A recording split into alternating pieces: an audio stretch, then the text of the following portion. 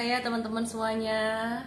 Sore hari ini saya mau nge-live lagi ditemani oleh seorang anchor cantik. Wih, ada Mas Elmo nih. Sore hari ini saya ditemenin sama anchor cantik Maria Katarina dari CNBC Indonesia. Ditunggu ya Mbak Maria ya. Semoga Mbak Marianya cepet nongol nih, cepet join. Selamat petang Mas Elmo. Teman-teman semuanya dari mana? Padang Sidempuan. Mau nitip dibahas apa nih sambil kita nunggu Mbak Maria join?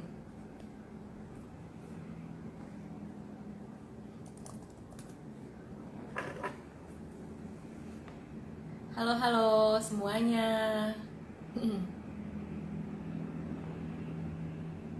Tangerang, Bali, Bogor. Oke, teman-teman semuanya sambil kita nunggu Mbak Maria Katarina join nih ya. Saya mau infoin nih, di dalam live kali ini ada giveaway-nya ya. Nah, giveaway-nya apa nih? Teman-teman bisa dapetin EM Trade gratis 1 bulan. 1 bulan tuh harganya berapa ya? Kalau nggak salah 1 bulan 750.000 deh ya. Jadi gratis 1 bulan untuk teman-teman yang nanti 3 orang bisa menjawab pertanyaan ya, bisa menjawab pertanyaan. Oke, ini ada M Katarina. Oke, bahas BNI, market lagi jelek, mau giveaway ya, makanya tonton sampai habis. Giveaway-nya mantep banget kan, tuh kan seger kan. Kalau Katarina nih, ini anchor dari CNBC Indonesia, luar biasa banget nih. Hai, Cici, Alan, apa kabar, Ci? Baik-baik. Boleh dikenalin dulu Mbak, memperkenalkan diri dulu gitu. Apa Maria aja kali ya? Maria aja, ya ampun. Kita nggak seumuran ya? Iya. Boleh deh memperkenalkan diri tuh yang kinclong-kinclong seger-seger itu. Aku seneng banget, terima kasih Celen ya diajakin buat bareng-bareng ngobrol di sini, buka bareng. Saya mau say hi juga buat semua followersnya Celen gitu, yang selalu lihat. Aku jadi, iya, Ellen deh, Ellen. Abis aku biasa manggilnya Cici. Pastinya kalau sering nonton CNBC Indonesia, ya aku sering siaran di situ deh dalam kurang lebih 2 tahunan terakhir lah ya, hampir 2 tahun terakhir. Sebelumnya sih udah melanglang buana di beberapa TV-TV, khususnya emang selama kurang lebih 10 tahun terakhir ini exposure saya memang lebih banyak di ekonomi bisnis. Gitu. Luar biasa banget. 10 tahun loh.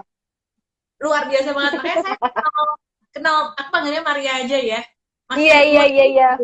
Aku kenal Maria ini dari tahun berapa ya? Kayak 2015. Kan kalau nggak salah ya 2014 something ya. Udah lama gitu.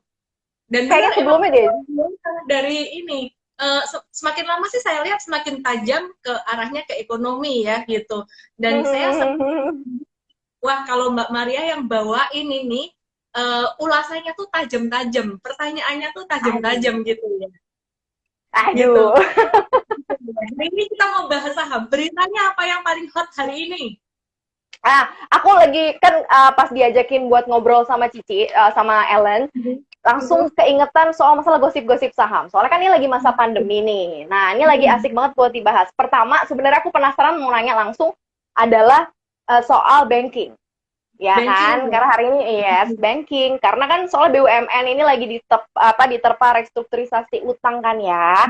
Dan terus ini kemudian menjadi salah satu momok yang paling tidak mengenakan untuk salah satu perbankan yang memang tingkat NPL-nya nanti akan diduga akan tinggi ya. Pasti kita tahu lah semua yang punya beban kredit tinggi lah. One of this BRI pasti ya kan di situ. Nah ini kan gosipnya akhirnya rumornya sesuatu hal yang mungkin belum ditanggung oleh si saham ini akhirnya udah jadi reaksi market luar biasa karena tekanan di saham BRI juga terjadi gitu. Kalau buat trader aku mau nanya sama Celen, suka nggak sih kalau ada yang berita-berita atau gosip-gosip kayak gini gitu dimakan nggak sih biasanya sama trader atau investor gitu? Kalau dari CNBC Indonesia tak makan itu tiap pagi. Apalagi bawain Maria Katarina gitu. Ya, ini bener itu. Jadi setiap pagi saya buka baca berita ya, beritanya tuh dari global dan dari Indonesia tuh yang pertama saya buka pasti CNBC Indonesia dulu gitu. Dan kalau Wow. yang perbankan nih ya, perbankan tuh kan sentimen negatifnya udah banyak banget lah. Dari bicara tentang COVID-19 sendiri udah pasti banyak orang yang bakalan susah tuh bayar utang. Terus kemudian yang Mhm. kedua, sebelum ada restrukturisasi segala macam nih, yang kedua tuh kemarin kalau nggak salah S&P itu sempat nurunin peringkat rating, bener nggak ya Maria ya? Ya, ya, Nah ya. bener ya. Benar, benar, benar, benar, benar. Maria Katarina ini lebih update beritanya nih. Nah dari situ saya udah mulai ancang-ancang tuh perbankan tuh bakalan turun lagi. Dan ternyata Mhm. bener. Ketika Mhm. Unilever dan lain-lain itu belum, kan dia udah naik ya, itu belum turun lagi, perbankan udah duluan turun gitu. Dan yang Ya. menarik tuh hari ini justru malah mining naik. Nah, biasanya Mhm. nih ya, biasanya nih kalau miningnya naik itu biasanya dia malah mau terkoreksi gitu. Ya, jadi tanda marketnya Mhm. ini udah mulai jenuh gitu ya. Biasanya yang terakhir naik itu mining ya. Correct me if I wrong. Mbak Maria juga Ya, ya, udah ya, lama banget ya. gitu. Jadi ya aku kalau ngelihat sih perbankan ya sekarang murah banget sih. Kesempatan sih buat teman-teman yang mau investasi jangka panjang gitu. Akhirnya, apakah terus kemudian gosip soal masalah restrukturisasi itu membawa pilihan investor akhirnya lebih luas atau enggak sih, Cielen? Karena kan uh, beban kredit korporasi mungkin akan jauh lebih rendah ketimbang yang berbau UMKM gitu kan. Jadi akhirnya masuklah nih banking-banking swasta yang mungkin akhirnya dapat pilihan lebih banyak. Nah, kalau dilihat dari sisi price-nya, kalau tadi kan dibilang Cielen kan bilang lebih murah. Cuman apakah tekanan dari berita ini loh, sentimen-sentimen yang terjadi ini masih akan membawa lagi ke harga yang lebih murah gitu. Karena harus Semakin dalam, bagus. iya, BCA, harus lebih dan murah. BBNI 4 itu semakin turun semakin bagus. Jadi teman-teman kalau misalkan masuk sekarang tuh ya seperti yang saya bahas pada live-live yang sebelumnya, uh, dulu exposure 10, saya tambah sedikit-sedikit. Sekarang exposure tuh udah sampai 20, 25-an gitu. Dan saya tuh sebenarnya gemes banget ya. Saya lihat BRI ini, nanti kalau misalkan sempat saya kasih lihat ininya, capnya. Ya, BRI ini, dia tuh sekarang di level yang hampir terendah tahun ini gitu ya. Ini nih, ada nih.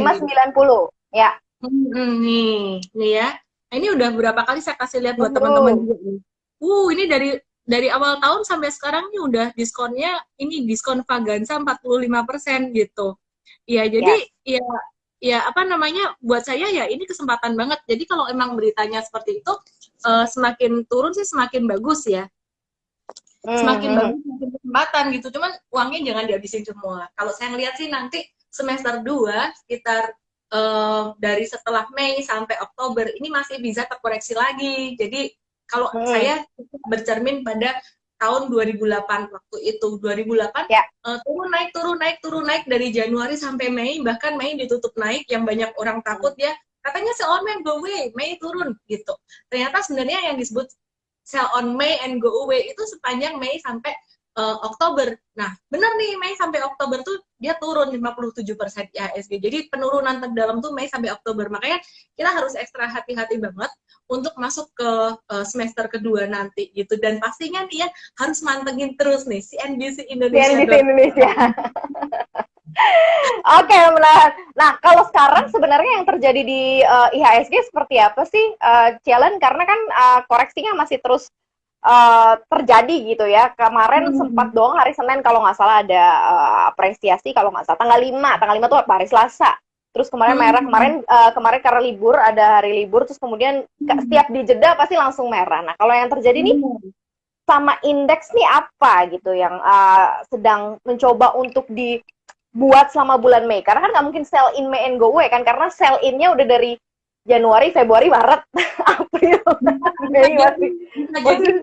Itu terkoreksi bisa. Kenapa? Karena kemarin itu Maret sampai April itu naik. Jadi Maret kan naik lumayan ya sampai tanggal 7 April. Setelah itu sideways. Nah, ini aku mau kasih lihat lagi nih. Ini bisa nih bulan ini dia bisa turun. Kenapa? Nih. Kok nggak mau kebalik ya? Ayo. Itu dia. Balik lagi. Nah, ini dia nih. Ini dia turun nih 37% kan. Nah, terus dia naik nih 26%. Habis itu setelah itu dia sideways di sini.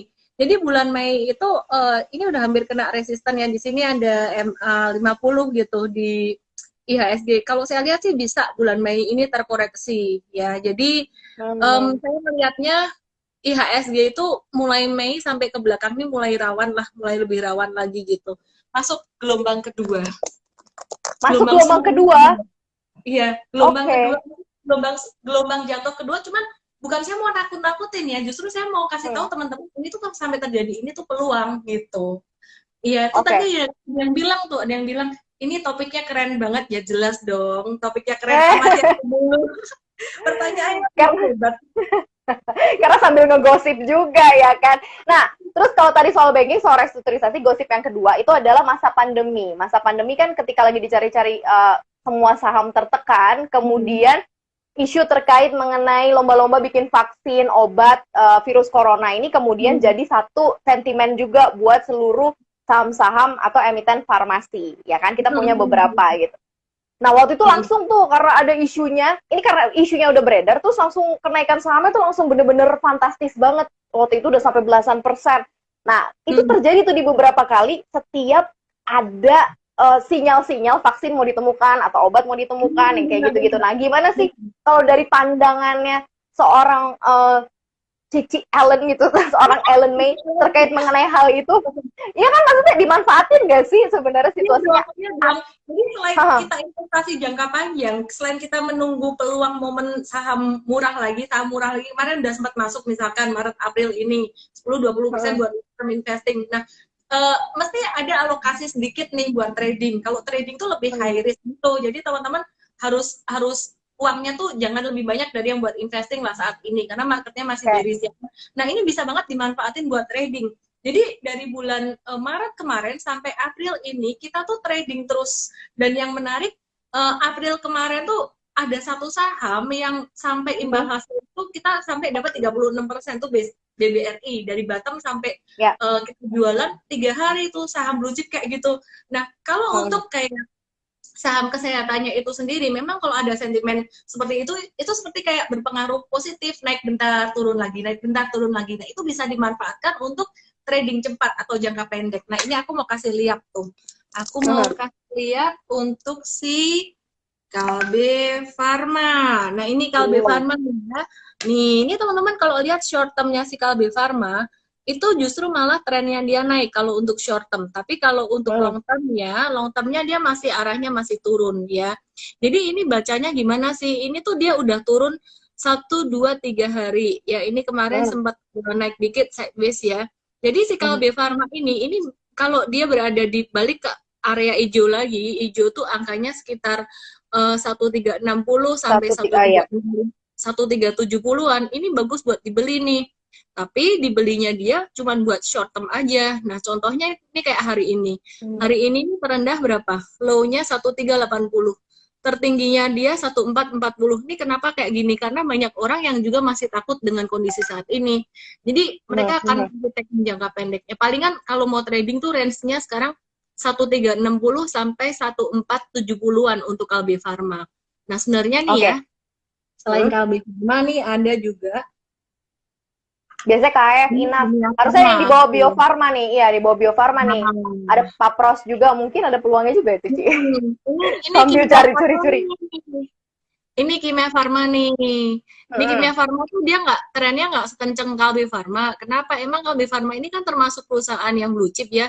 Jadi kalau kondisi market lagi crash gini, investor besar pasti akan ngumpulin yang blue chip dulu gitu. Nah, kalau yang ini tuh gimana? Ini boleh-boleh juga, cuman kelamaan sideways-nya. Kita sempat trading tuh berapa kali? 1 kali, 2 kali, 3 kali, sekitar 3 kalian. Terus setelah itu saya lihat, sideways banget. Mendingan saya trading yang lebih cepat gerakannya. Terus tadi kita ada trading saham ini nih, pasti banyak yang nanyain. Pegas. Apa tuh? Oh iya, itu banyak tuh di Pegas gimana, Ci? Pegas gimana, Ci? Ini tadi saya beli sih, cuman kayaknya besok kalau naik saya mau profit taking kayaknya.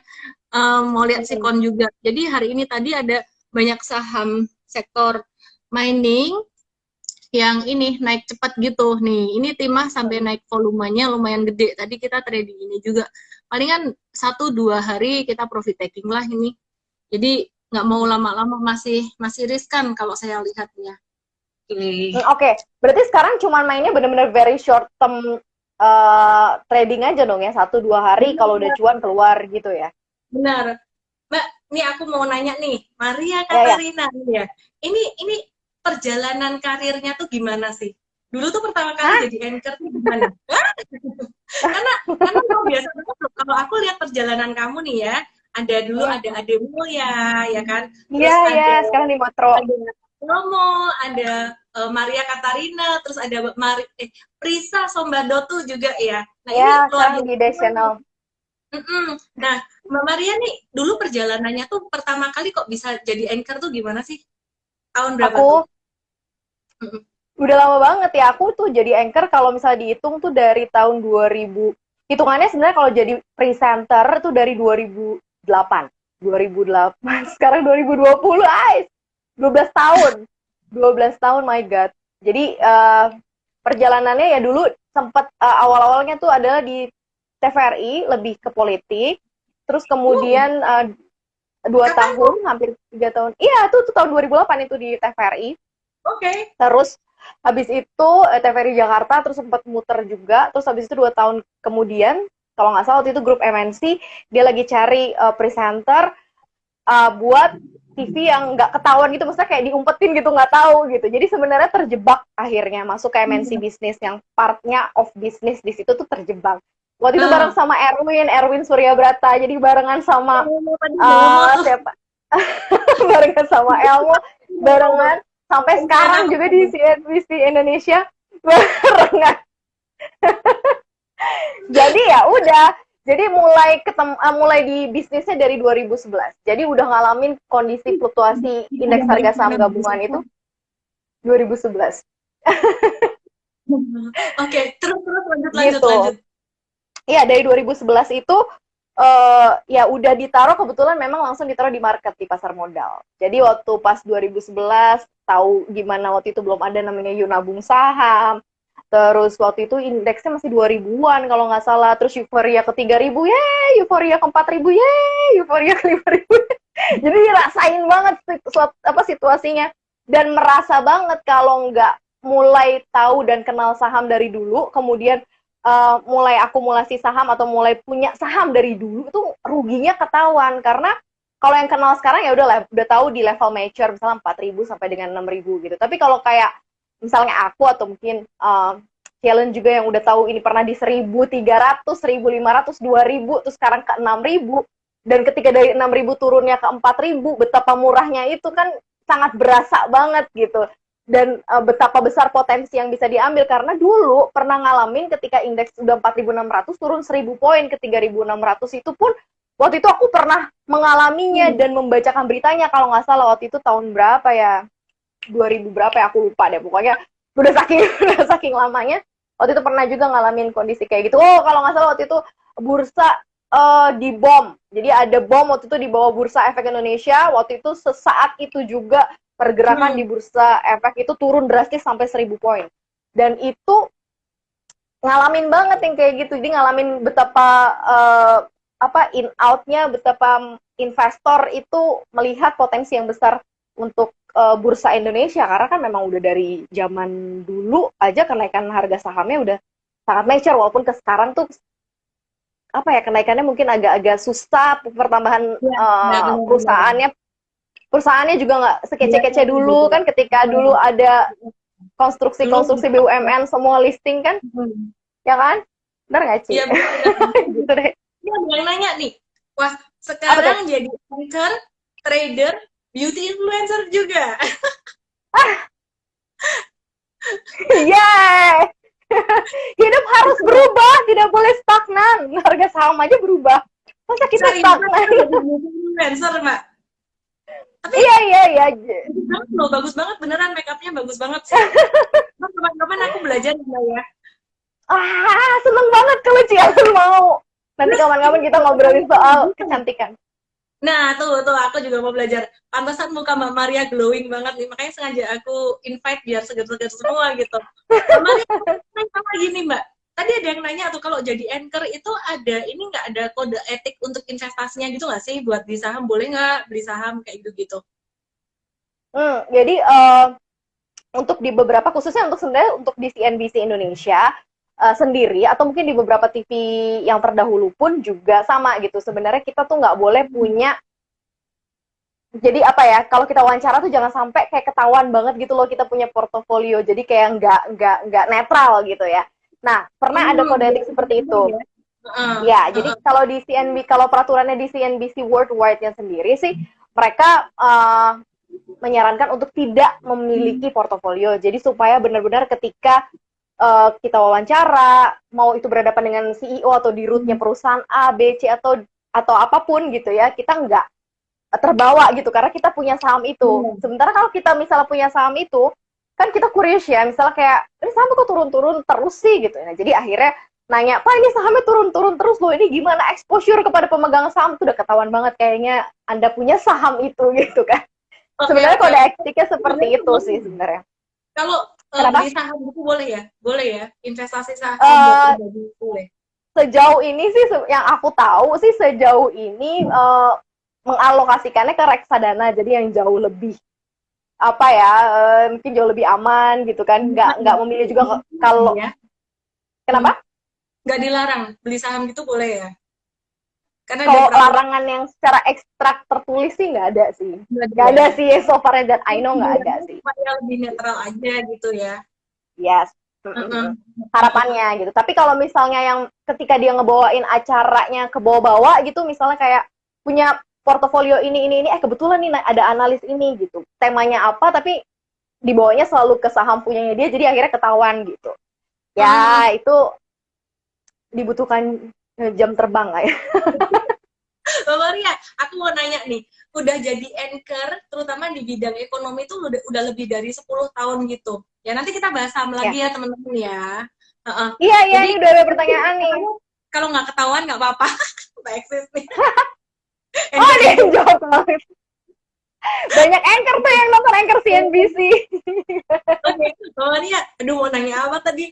Oh iya, udah selama ini nih ya, selama ini jadi anchor udah lebih dari 10 tahun dan di bidang ekonomi. Apa sih hal yang paling banyak Mbak Maria pelajarin gitu loh? Maksudnya dapat apa sih yang sesuatu wah banget nih, ini mah gue senang banget nih dapat ini gitu. Yang jelas sih dapat sesuatu yang lebih dulu, jadi lebih dulu diketahui dari yang sekarang baru tahu gitu ya. Jadi kalau yang aku tahu, karena aku dari 10 tahun lalu udah di pasar modal, yang aku sangat dalami banget ya pasar modal gitu. Ya I love pasar modal, aku cinta banget pasar modal, aku cinta banget yang namanya saham, aku cinta banget yang namanya semua hal yang berkaitan dengan market, stock market dan lain-lain, itu aku cinta banget gitu. Jadi itu yang aku dapetin gitu. Yang aku dapetin adalah kecintaan aku. Dapat pasangan di dunia ini juga. Kan baru lagi. Bukan di dunia pasar modal berarti. Dapat cuan. Ini kayaknya dapat cuan. Banyak anchor. Kita ngegosip saham lagi yuk. Yuk, Cus. Kita jadi anchor sekarang jadi insider trader katanya. Enggak lah ya. Enggak juga sih, enggak jadi insider trader. Kita ngegosip saham lagi yuk. Yuk.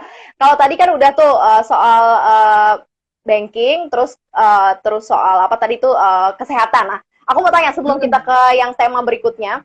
Kalau apa namanya kesehatan, saham-saham kesehatan ini kan mungkin masih lama nih gosip-gosip sahamnya atau mungkin rumor-rumor yang akan beredar. Karena kan selama vaksin belum ditemukan, belum ketok palu, kemungkinan yang akan dapat tender atau apapun kan masih belum ketahuan. Masih bisa nggak sih dikoleksi? Maksudnya dikoleksi dalam pengertian apakah dari level harganya sendiri, Cialan ngelihat sebenarnya masih ada kemampuan sebenarnya untuk berada di level target price atau potensial upside-nya masih cukup tinggi gitu dari level-level harga sekarang. Wait, Mbak. Aku jujur nih aku agak galvok gara-gara komen-komennya ini lucu-lucu banget, seriusan. Biasanya aku komen nggak kayak gini gitu. Ini tadi Mbak Maria nanya saham apa ya? Seriusan ini saya salah komen. Aku lihat apa sih komennya, seru banget. Sorry, nanya saham apa tadi? Aku nanya soal masalah kalau rumornya saham-saham kesehatan ini kan akan masih panjang karena sebelum ketok palu vaksinnya ditemukan kan bisa jadi kan kemungkinan nanti proyeknya masuk ke Bio Farma kah, atau masuk ke saham-saham yang seperti KB Farma gitu. Terus mungkin terpengaruh juga ke BPJS, mungkin ngaruh juga ke rumah sakit. Nah, yang kayak gitu-gitu. Nah, bisa nggak sih sebenarnya dikoleksi, even though bukan untuk farmasi aja sih, mungkin bisa ke rumah sakitnya, atau mungkin bisa ke apa namanya, asuransinya. Nah, yang kayak gitu-gitu nih, Ci, gimana, Ci? Kalau untuk perusahaan rumah sakitnya sendiri sih pilihannya kan cenderung terbatas banget ya. Palingan Mika itu tadi. Nah, kalau untuk kesehatan, sektor farmasi dan kesehatan itu untuk investasi jangka panjang tetap KLBF sih. Oh, Jadi okay. kalau untuk jangka panjang kita nggak cuma ngelihat sentimen yang corona ini aja gitu, tapi untuk long term-nya gimana gitu. Nah itu untuk investasi jangka panjang, kalau mau cicil untuk yang sektor kesehatan boleh pilih KB Farma gitu. Nah sedangkan untuk Kimia Farma sendiri, saya tetap pantengin, cuman saya akan lebih pilih menggunakan strategi yang namanya super trader. Itu sebenarnya saya kembangkan dari momentum trading. Strategi momentum trading ini artinya apa? Ini bukan value investing, tapi ini kita belinya ketika terjadi lonjakan harga dan lonjakan volume. Nah, itu yang saya tunggu di Kimia Farma. Kayaknya kok bisa terbentuk pola seperti itu. Dan Kimia Farma ini kalau saya beli, pertimbangannya harga dan volume aja, demand. Selama demand gede, dia masih diakumulasi, ya udah saya masih beli dan tahan. Tapi kalau nanti sampai dia dijual, jatuh dengan volume tinggi, itu saya akan jual gitu. Saat ini saya belum masuk lagi, untuk Kimia Farma saya belum masuk lagi gitu.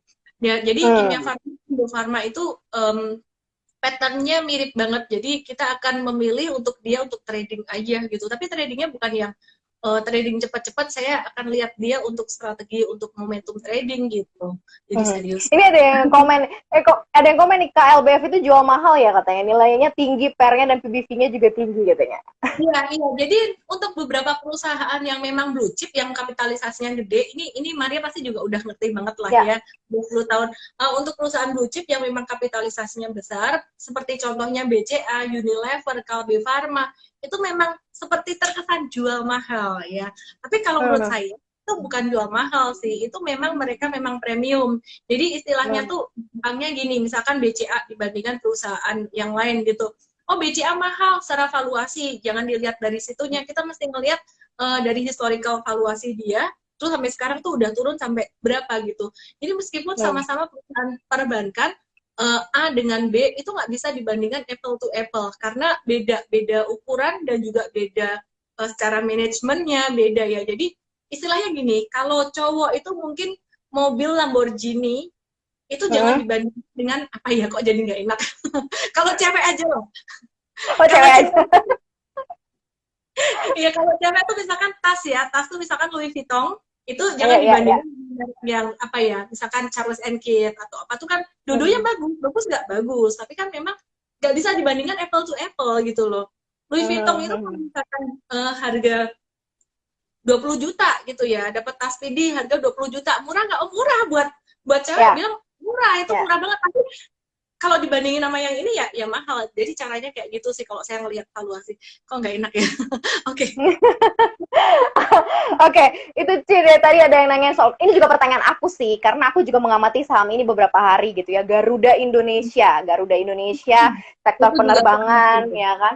Iya, aku mengamati itu. Karena kenapa? Karena kan satu, sebenarnya dari tingkat frekuensi terbang itu kan memang sangat berkurang karena adanya corona. Terus kemudian memang sih mungkin ada beberapa kebijakan-kebijakan dari pemerintah, misalnya nanti ada relaksasi bayar parkir atau apa, parkir pesawat dan lain-lain. Terus kemudian kalau Garuda sendiri atau di beberapa grup lain kan ada yang menggunakan kapal penumpangnya untuk jadi kapal kargo kan. Kalau AirAsia Indonesia sendiri memang sudah buka penerbangannya untuk internasional Kuala Lumpur Surabaya begitu kan. Dia sudah buka di tanggal 8 Mei ini, 8 Mei ini mereka buka. Kok bisa ya Garuda Indonesia, dan ini pertanyaannya juga banyak nih teman-teman nanya gitu, ini bakal akan gini terus nggak sih? Mengingat aku tadi cek bahwa dia itu akan ada utang jatuh tempo, ini mau ada utang jatuh tempo untuk Garuda Indonesia. So next gimana nih Cialan Garuda Indonesia? Ya, hari ini menarik perhatian banget nih ya. Dia naik 19% dan memang kalau dilihat pattern-nya juga, ini aku kasih lihat dikit ya. Nah, dia pattern-nya tuh di sini ini terbentuk pola double bottom gitu, dan dia naik dengan volume tinggi, seakan-akan memang menunjukkan tanda reversal bullish gitu. Cuman saya sendiri sih kalau melihat GIAA ini, jadi gini, selalu ada dua kacamata nih ya sebelum kita bahas GIAA-nya. Kacamata long term investing atau kacamata trading gitu. Jadi kalau untuk long term investing, fundamental buat saya nomor satu bisnis model, dua manajemen, tiga profitability, itu fix harus bagus dulu sebelum kita lihat valuasi gitu. Dan yang kita tahu Garuda gimana, masih struggling lah ya. Oke, halus gitu. Oke. Nah, terus kalau untuk jangka pendek gimana? Jangka pendek untuk trader itu kita cuma fokus pada pergerakan harga ya. Jadi terkadang ketika saya trading, ada beberapa orang yang nanya, kalau trading ini itu sih, itu kan fundamentalnya nggak bagus. Nah, jadi ketika kita trading, saya tidak melihat fundamental. Technical, harga volume, dan juga likuiditas. Likuiditas itu artinya apa? Berapa besar sih bid offer-nya gitu. Dan ups, mati listrik, oh my god. Hey, itu nggak apa-apa, tetap kece. Diterangi oleh laptop saya. Oke. Ya, tetap kece ya. Tetap kece. Saya lanjutkan. Mbak, ikutan matiin lampu, Mbak. Disisain lampu. Oh, iya. Oke, jadi gini, lanjut ini. Ini jadi kalau untuk aku butuh lampu nih, tangin dong. Oke. Ya, ini datang penolongku. Jadi untuk trading ini kita sini saya. Ya udah. Nggak apa. Cahaya ilahi. Ya, jadi kalau untuk trading ini saya nggak terlalu lihat fundamental. Ya, jadi untuk trading kita fokusnya lihat pada analisis teknikal harga.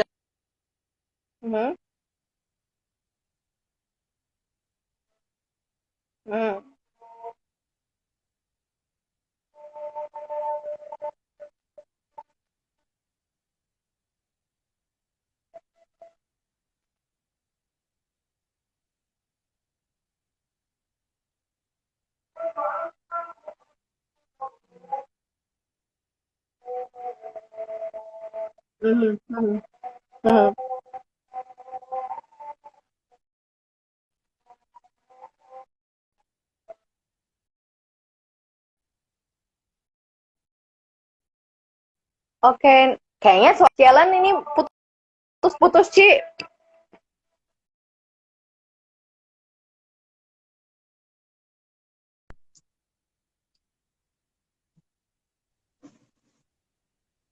Halo Mbak Maria. Oh, yes, Cici. Oke. Soalnya tadi koneksinya agak putus-putus dikit. Lanjut. Mbak, gantian nih, aku gantian yang nanya Mbak Maria lagi nih ya. Belum, Ci. Jadi belum, Ci. Jadi kalau Garuda Indonesia berarti masih bisa trading nggak? Masih bisa dipakai buat trading nggak? Soalnya tadi aku sempat baca komen katanya ada yang punya 50.000 lot nih, kalau misalnya besok Senin harga turun kan kacau nih apa yang harus dilakukan. Oke. Jadi gini, prinsipnya kalau market lagi IHSG kondisi normal, itu saya kalau trading, saya suka banget beli breakout. Sampai teman-teman tuh menjuluki saya, Ellen si optimis gitu. Kenapa? Lu tuh selalu beli harga atas gitu loh, buy high, sell higher, kayak jual mahal banget gitu. Kamu tuh nggak pernah mau beli yang ketika harga saham lagi turun. Cuman sebenarnya saya bukan fanatik pada satu strategi. Ketika market dalam kondisi turun dalam kayak gini, saya justru malah ngebalik strategi saya. Kalau kondisi market kayak gini, saya seringkali mencari saham itu yang udah turun berapa hari, kemudian ketika dilihat di running trade hari ini udah mulai hijau-hijau dikit 1-2%, nah itu kita masuk. Contohnya apa? Hari ini tadi kita masuk saham Mayora, Emyor ya. Ini caranya not working di laptop saya. Karena dia pakai internet wifi. Ya, jadi untuk saham Mayora dia turun beberapa hari, kemudian hari ini tadi mulai kita beli. Ya udah itu aja sih. Jadi kalau untuk yang mau masuk ke GIAA sekarang baru mau masuk tuh telat. Jadi jangan masuk sekarang dulu gitu. Biarin aja lah, kalau bukan rezeki bukan rezeki kita ya udah gitu. Saya aja tadi nggak dapat kok telat. Jadi kalau udah sesuatu yang telat saya nggak mau ambil gitu. Beberapa kali kita trading dapat yang lumayan keren banget itu bulan April kemarin kita dapat kita dapat BRPT dan kita nggak mau attach sama saham itu. BRPT, BTPS tuh lumayan. Kita nggak mau attach. Artinya apa? Kenapa? Iya, ibaratnya tuh kalau cewek udah diputus, ya udah gitu aja. Udah putus. ya udah gitu loh. Maksudnya move on dengan kehidupan yang baru, istilahnya kayak gitu. Saya jadi agak grogi. Ini live gelap-gelapan kayak horor banget gitu. Jadi kayak tapi yang jelas soalnya beberapa kemarin kan sempat tuh IG live di CNBC Indonesia juga kan, beberapa kali mereka juga nanya soal BRPT, BTPS. Nah sebenarnya untuk membaca arah kira-kira saham besok tuh bakal cuan atau saham besok atau bakal naik itu based on-nya apa sih, bekalnya apa sih dari para traders gitu, traders yang profesional gitu seperti Cialan dan juga teman-teman. Iya, kalau aku tuh ya, sekarang kalau aku mau trading, aku udah nggak terlalu ngeliatin IHSG lagi untuk bulan April ini. Kenapa? April sampai Mei awal ini ya. Kenapa? Karena April sampai Mei ini IHSG itu terus kayak abis naik turun lagi. Benar-benar yang saya lihat merupakan saham per sahamnya. Jadi kalau yang dulu saya nggak perlu tuh yang harus mantengin layar terus. Ini harus dilihat. Karena malah yang dikit aja dia langsung naik cepet, malah yang dikit langsung gitu. Maria, ya. Pribadi kan ada investasi juga ya dari saham ataupun reksadana gitu ya. Nah, setiap hari Mama Maria itu terpapar dengan berita ya sebagai anchor gitu. Mbak Maria nih ada ini nggak sih galau gitu nggak sih, kemarin kan banyak berita buruk tuh investasinya kalau di situ aja. Mbak Maria dulu orang ini banyak yang bagi Bitcoin itu gimana caranya mengatasi supaya nggak terpengaruh, gimana ya pengambilan keputusan investasinya oleh banyak berita gitu.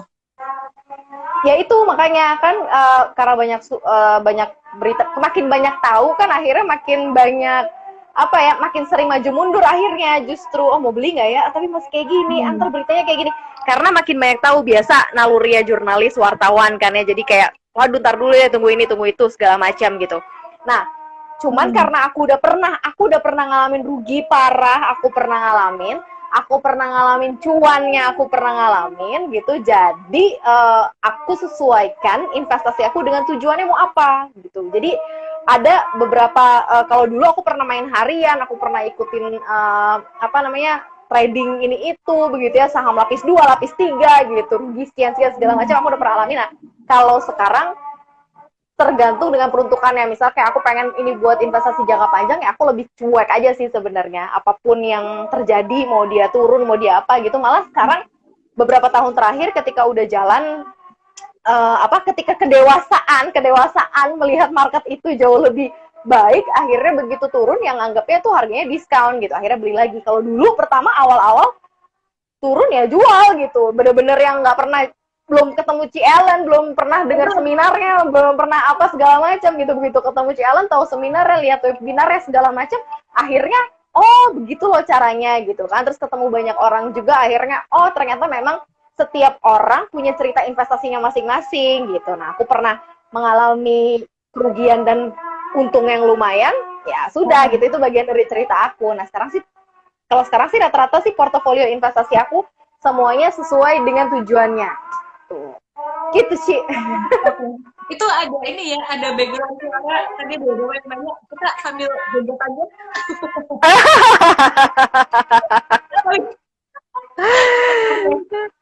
Oke, ya jadi lumayan panas juga nih. Iya ya, kayaknya mati lampunya lumayan lama loh, Ci. Aku pikir bakal langsung nyala. Ini jadi kayak film horor gitu. Oke. Itu kan ada ini ya, ada jadi tanya-tanya ini nih gantian ini. Ini ada berita yang bilang ini nih pandemic bond itu dibatalin gitu ya. Cuma nggak dapat berita-berita gitu tuh sebenarnya gimana sih, apa sih yang sebenarnya sekarang lagi terjadi itu, pandemic bond yang dibatalin tuh gimana gitu kan dari aku. Kalau kemarin sih aku sempat dapat beberapa informasi soal pandemic bond ini. Sebenarnya salah satu the way untuk mendapatkan uang itu adalah sebenarnya menerbitkan pandemic bond. Tapi kan pandemic bond ini kan penjaminnya adalah Bank Indonesia kan. Nah, kemarin itu sempat ada berbagai macam yang berseliweran gitu, tapi aku nggak tahu persis seperti apa.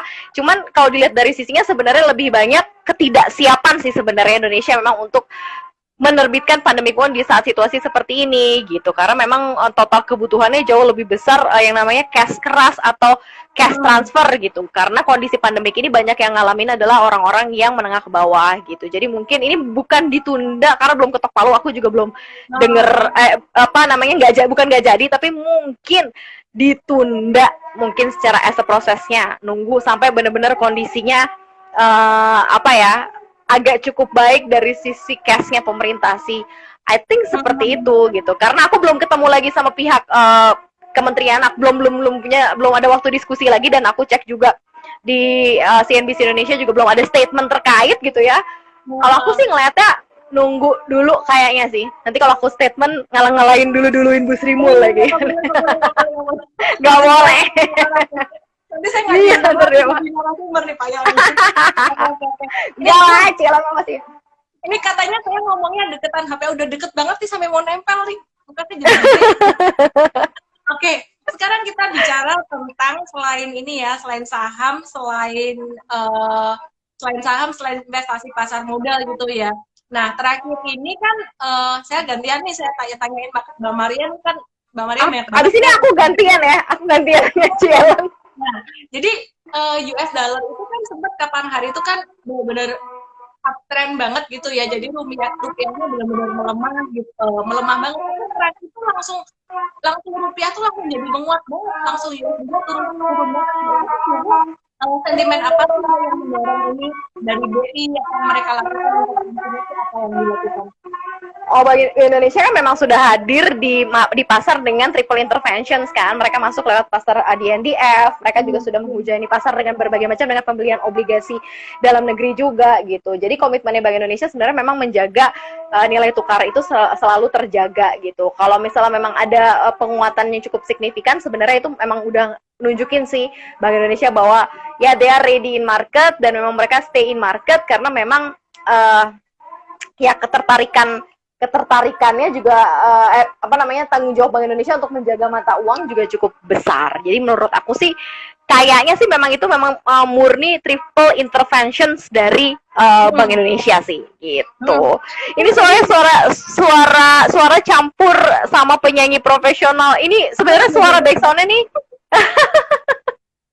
Sebenarnya ini suara backsoundnya suara orang ngaji sebenarnya, karena dia deket banget sama masjid sana.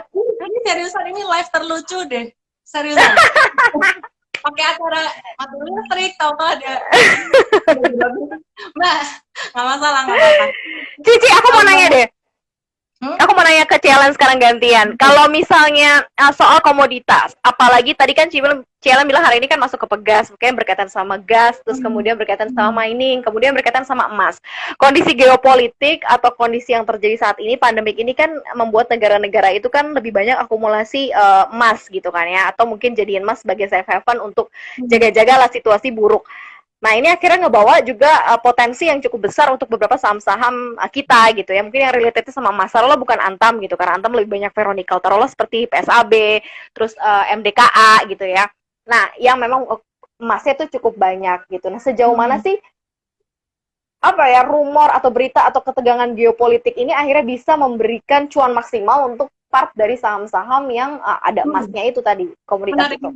Menarik. Jadi kalau saya melihat tentang perusahaan yang emas-emasan dan metal-metalan ini, memang pergerakan yang paling relate banget dengan harga emas itu adalah MDKA. Dan Antam ini dia nggak terlalu relate dengan pergerakan harga emas itu sendiri gitu. Nah, kalau memang teman-teman memang tertarik untuk emas-emasan ini, sebenarnya sih lebih, menurut saya ini kalau dibilang Ellen ini trader agresif, tapi sebenarnya enggak. Saya ini sangat konservatif gitu. Nah, kalau memang teman-teman mau tertarik untuk berinvestasi emas-emasan, itu saya sarankan sih memang lebih ke arah emasnya langsung gitu ya. Jadi emas memang investasi emas langsung gitu. Kalau di Indonesia investasi emas langsung itu dia dikalikan dengan US dollar. Jadi biasanya kalau harga emas naik, US dollar turun, itu harganya akan jadi seperti gimana ya, kayak jadi seimbang terus gitu. Nah, baru akhir-akhir ini aja, lately, sekitaran bulan April atau Maret kemarin itu sempat ketika US dollar naik, itu emasnya naik juga, dan jarang banget terjadi hal seperti itu gitu.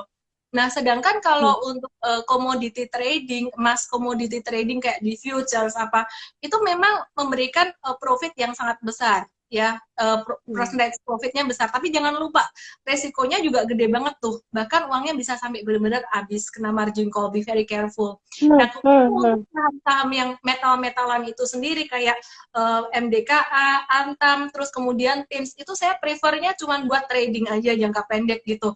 Dan kalau untuk investasi jangka panjang, entah kenapa saya nggak tertarik untuk investasi saham komoditas. Ya, jadi harganya cenderung cyclical, terus kemudian mungkin MDKA agak berbeda ya. MDKA ini saya lihat memang fundamentalnya memang lebih bagus gitu loh. Jadi memang dia lebih bagus, tapi tetap profil investasi saya untuk jangka panjang itu benar-benar konservatif banget. Kalau mungkin satu rahasia nih ya yang belum pernah saya katakan di live yang sebelumnya. Kenapa sih saya trading? Kenapa saya trading? Because I don't have faith investing in second liner stock. Jadi oke gitu. Jadi kalau disuruh investasi jangka panjang, saya akan tenang, saya akan mantep itu di perusahaan-perusahaan yang tadi saya bilang seperti BCA, BRI, Unilever, Indofood, ICBP, terus kemudian ada GGRM, HMSP. Cuman karena saya nggak merokok dan nggak mau support perokok, ya ini agak subjektif ya. Saya nggak beli GGRM atau HMSP, tapi ada dua perusahaan tuh bagus gitu. Jadi memang kalau untuk investasi jangka panjang, I have faith only pada saham-saham ini, termasuk Unilever dan Kalbe Pharma itu tadi. Nah, kapan belinya? Saya nggak mau juga tuh kalau market lagi kondisi normal, saya beli saham-saham tersebut gitu ya. Jadi memang momen saat ini, momen yang terjadi pada masa sekarang ini adalah momen yang saya udah tunggu-tunggu lebih dari 10 tahun. Dari 2008 sampai sekarang ini saya udah tunggu-tunggu banget. Dan saya udah siapin uang khusus di satu sekuritas, itu saya diemin. Saya diemin khusus buat beli apa? Buat beli saham-saham yang tadi saya sebutkan itu tadi. Mungkin sekarang baru masuk dikit gitu. Dan nanti saya percaya banget, masuk semester kedua nanti pasar saham masih akan jatuh. Nah, itu yang nanti saya akan koleksi dan saya akan biarkan saja. Gitu. Jadi, selama ini memang, why do I trade? Kenapa saya trading? Ya itu tadi, karena saya benar-benar profil investasi saya benar-benar bisa dibilang konservatif sekali. Saya tahu ada beberapa investor, sebutlah Bapak Lo Keng Hong yang luar biasa banget ya. Saya juga sering mendengar, melihat YouTube beliau, beliau suka beli saham-saham yang value investing banget. Saham pilihannya tuh pokoknya value-nya terdiskon banget gitu. Cuman ini bicara tentang selera. Nah, saya pribadi, saya nggak berani kalau disuruh beli perusahaan-perusahaan yang beliau pilih. Kenapa? Karena saya melihat bahwa untuk sesuatu yang saya simpan untuk very very long term, itu adalah perusahaan yang memang udah kuat, udah mapan, udah stabil, bukan perusahaan yang lagi growing. Nah, kalau untuk perusahaan yang lagi growing, jangan terus berpersepsi bahwa saya anti second liner, enggak. Nah, perusahaan kalau yang lagi growing itu yang lagi kayak second liner gitu, aku suka banget tradingin dia untuk super trader. Contohnya ya, 2018 kemarin itu dapat untung banyak banget tuh dari IMKP, TKIM, terus ada Good. Nah itu ingat kan, luar biasa. Boleh ngomong. Uncuannya parah banget itu sahabatnya soalnya. Ya, 2016 tuh juga di Indi, Adaro, saham-saham mining. Jadi kalau mining kayak gitu saya lebih suka untuk trading. Dan anehnya kalau saya udah kondisi market normal, super trader, kondisi super market normal, strategi super trading itu saya beli dan hold bisa sampai beberapa bulan, bahkan bisa sampai 1 tahun gitu. Ini kalau lagi kepanasan, gelap-gelap gini bisa semakin cerewet nih, bahaya nih.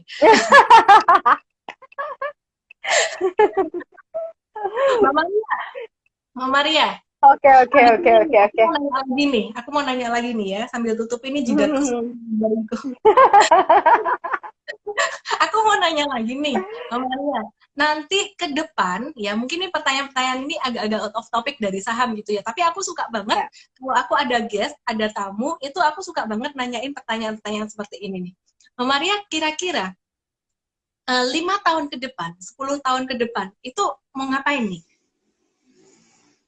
10 tahun, 5 tahun, 10 tahun ke depan ya. 5 tahun, Oh, 10 tahun ke cita-citanya depan, mau ngapain nih? financial freedom sah. Aku pengen kayak apa ya, bener-bener yang punya usaha sendiri, punya bisnis. Mungkin udah nggak jadi anchor, mungkin udah jadi bisnis, udah jadi CEO, ya something Jadi ya gitulah. beauty influencer gitu ya? Jadi gitu influencer yang tersertifikasi Terus apa lagi gitu. nih? Iya, mimpi-mimpi yang memang sebenarnya bukan mimpi sih, bukan mimpi kosong karena mimpi-mimpi yang memang sedang dijajaki dari sekarang gitu. Jadi udah langkahnya udah dikerjain gitu. Jadi memang pengen suatu hari ya benar-benar masuk ke dalam fase financial freedom. Financial freedom tuh apa sih sebenarnya? Satu, punya pekerjaan punya bisnis yang berjalan bagus, bisnisnya bisa menghidupi. Kemudian yang kedua adalah punya banyak waktu gitu. Itu yang selalu disebut yang namanya financial freedom. Punya banyak waktu dan punya banyak uang itu financial freedom Oke, oke, oke, gitu. oke. Capai ke Pokoknya ya, sana. sebenarnya financial freedom itu kalau menurut definisi saya ya, Mbak Maria ya, itu namanya pas-pasan. Pas mau pergi ke luar negeri, pas ada Pas duitnya. ada, iya bener. Pas ada gitu ya. Pas mau beli mobil mewah, rumah mewah, pas ada. Pas ada. Kalau semakin gerah ini semakin seru udah. Iya. Jadi emang hidup yang pas-pasan tuh yang paling enak banget sih emang. Pas lagi kepengen pas ada, pas lagi pengen beli Hermes pas ada uangnya gitu kan. Emang pas. Oke, oke, Gitu. oke. tapi tapi Oke. thank you banget loh, ini followersnya Ci Ellen luar biasa banget gitu. Aku mau ke topik selanjutnya Ci, ini mungkin juga bikin penasaran yang lain juga nih. Ci Ellen nih sekarang pegang berapa saham sih? Penasaran ya?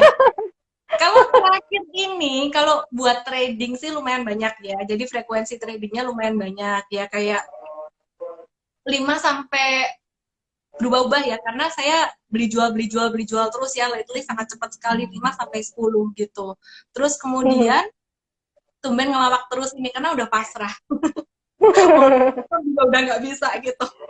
Ya 5 sampai 10. Cuman kalau untuk investasi jangka panjangnya kayaknya saya cuman bakalan milih 2 atau 3 saham aja. Pasti ditanya sahamnya apa. Tahu aja baru mau ngomong apa itu. Gitu. Oke. Satu Unilever itu bakalan saya beli banget kalau dia jatuh lagi dan saya agak-agak ini sih ya miss si Unilever kemarin waktu dia di 5275.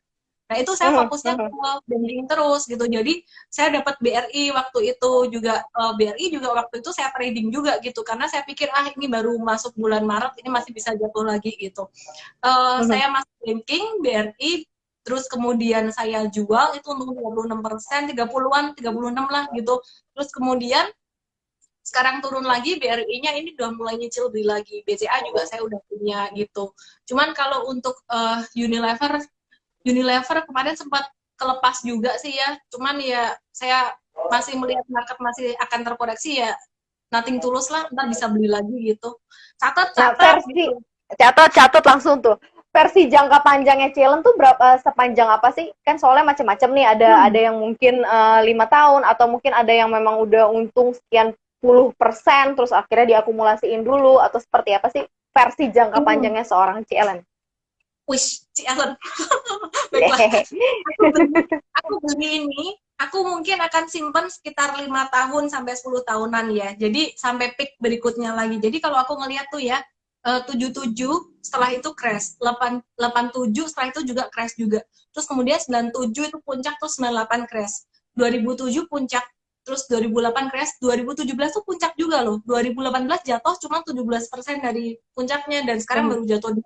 Jadi probably saya akan simpan ini sampai angka 7 lagi karena memang secara statistik saya ada baca buku buku tentang statistik saham gitu, saya lupa judulnya, udah lama banget. Itu dia lucu banget nih, orang ngeliatin tahun-tahun di market, cycle-cycle dari tahun-tahun sebelumnya, itu setiap tahun angka 7 itu menjadi tahun puncak gitu. Dan tahun 2 itu puncak kecil. Dan sekarang saya beli di bottom, ya kayaknya saya akan bakalan simpan sampai tahun 7 yang berikutnya lagi sih. Jual 2027 berarti, 2027.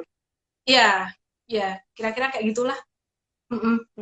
Tapi walaupun tahun 2020 tidak seperti puluh-puluh yang lain, tetap cycle 7-nya tetap akan digunakan nih.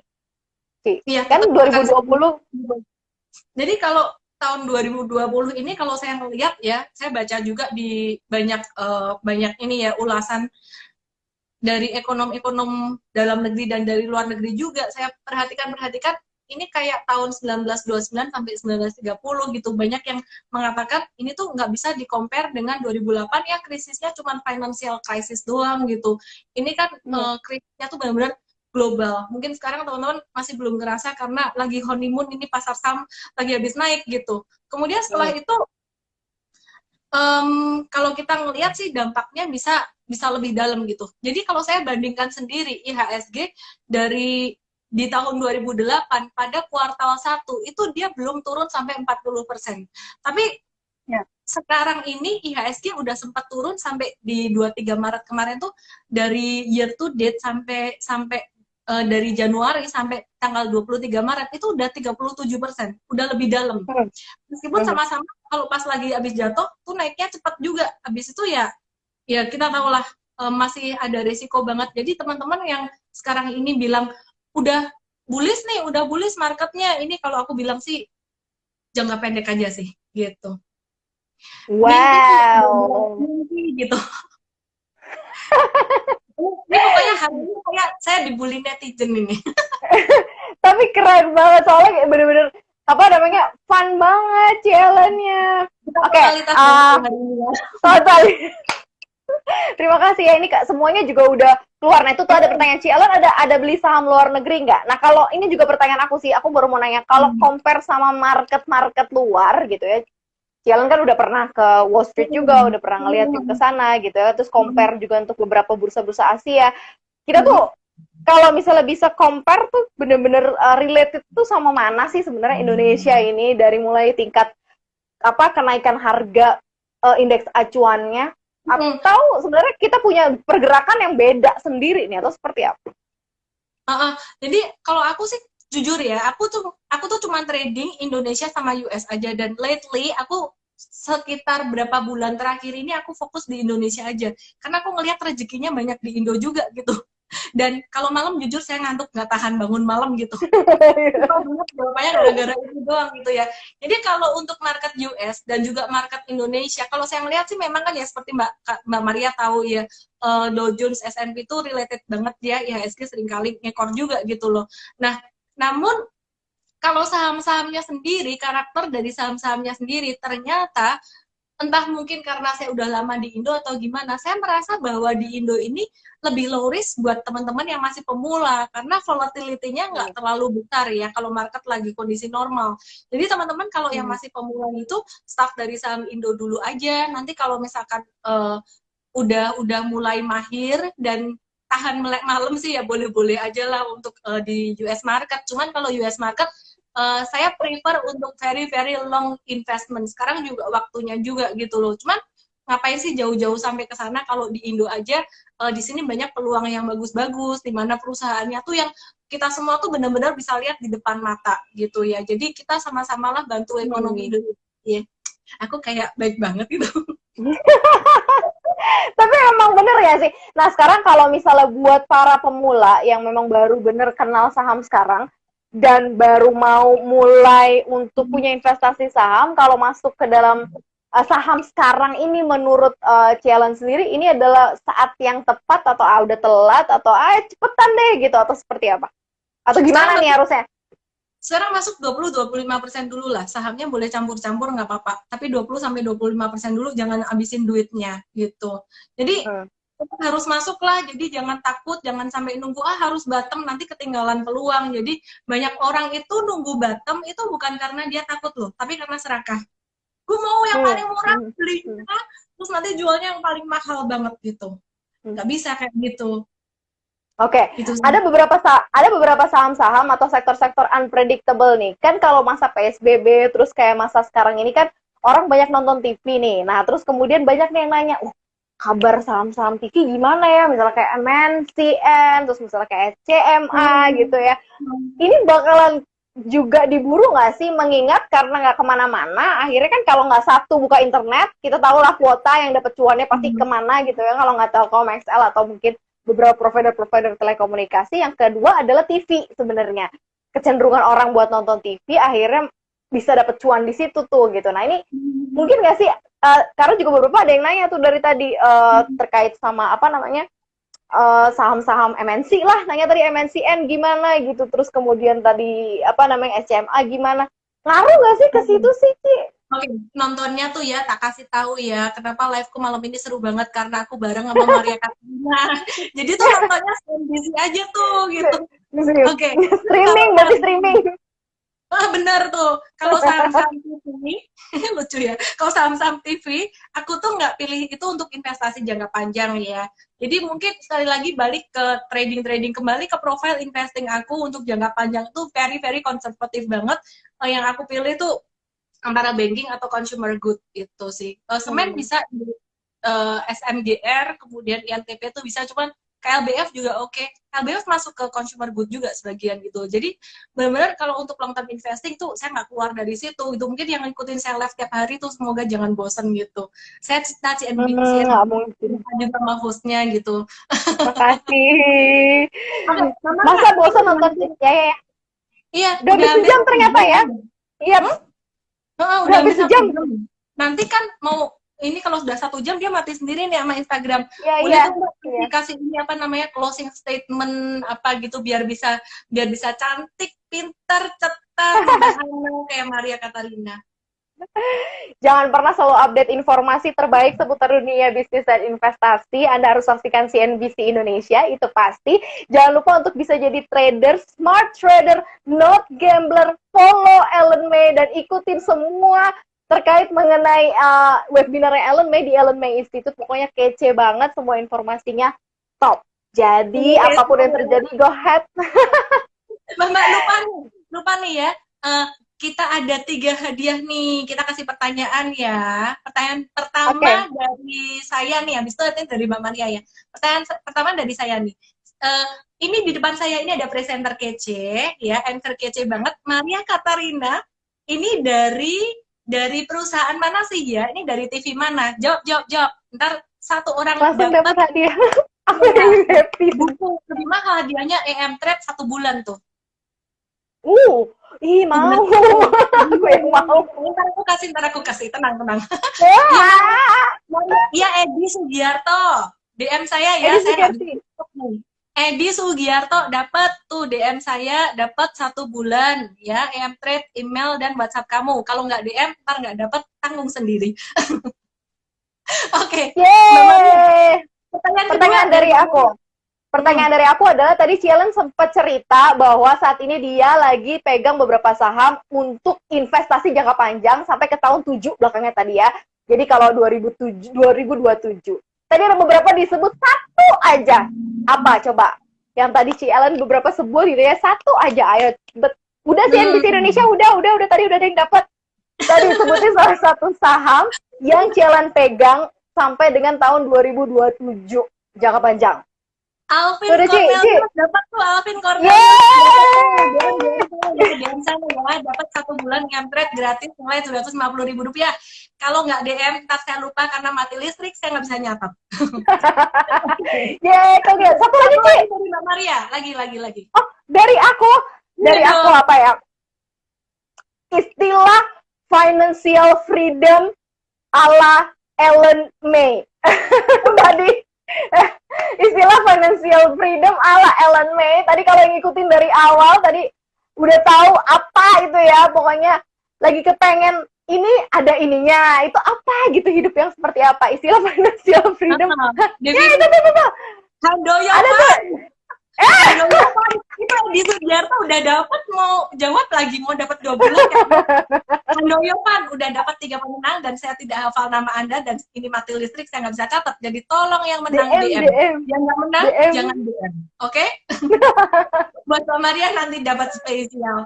Thank you so much Mbak Maria udah meluangin waktu, udah nemenin aku. Makasih, Ci. Senang banget hari ini ya. Nonton terus CNBC Indonesia, nonton Mbak Maria Katarina yang luar biasa Thank smartnya you. dan cantik. Thank you semuanya. Dadah. Dadah. Salam profit. Bye.